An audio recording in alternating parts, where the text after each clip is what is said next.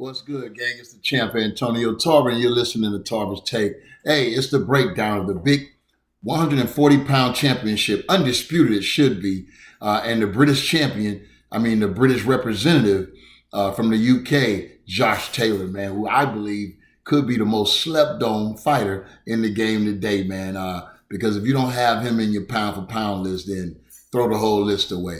But this is a kid, man, that's really shown a lot of skill set when you look at it. He's Olympic gold medalist, has been reigning champion for many years. And what I like about his resume is the names that he has on him. Even though in his last fight against Jack Cantrell, man, he fought a very close fight. A lot of people thought, Jack could have won that fight. But anyway, Josh Taylor prevailed, and he finds himself Puerto Rican Day Parade weekend in Madison Square Garden, a theater, facing Brooklyn-born Teofimo Lopez, man, who's determined to shock the world and become an undisputed champion, not once, but twice. But in order to do that, he's going to have to beat a guy, man, that has don't know how to lose. He's beaten the likes of Regis Prograis, who's I'm very high on from New Orleans, man, very high on, one of the best fighters in the game today. And,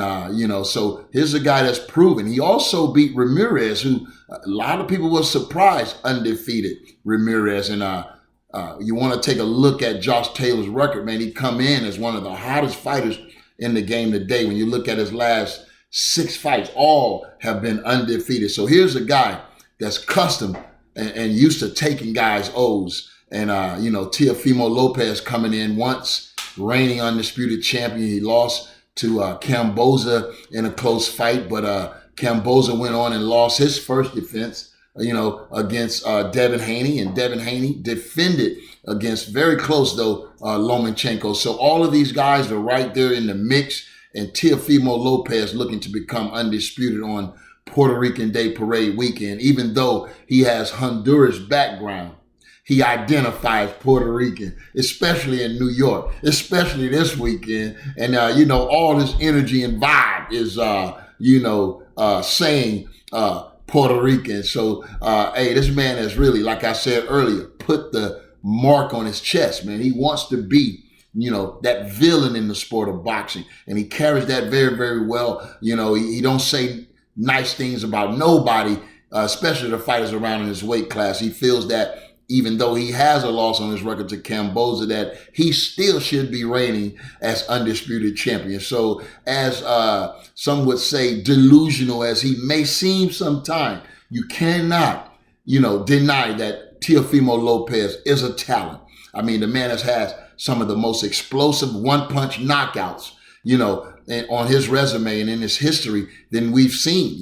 We know this guy can crack, and I think that's his best chance to upset Josh Taylor is by detonation, man. He's going to have to put Josh lights out within the distance, because I just don't think, he's able to win a lot of rounds when you look at how patient and poised Josh Taylor is. He's not going to make mistakes, man, coming into this fight, knowing how dangerous Teofimo could be. So you expect Josh to be on his best game. And if he gets out front, man, and starts controlling the distance with that southpaw style and that long reaching jab, man, look for him to win a decision going away. But if Teofimo is to shock the world and quiet his critics, look for Teo to have to put him out with a one-punch hitter quitter, man. So that's how I'm seeing it in this fight this weekend. And there you have it. You've been listening to Tarver's Take. Until the next time, stay tapped in, and I'll talk to you then.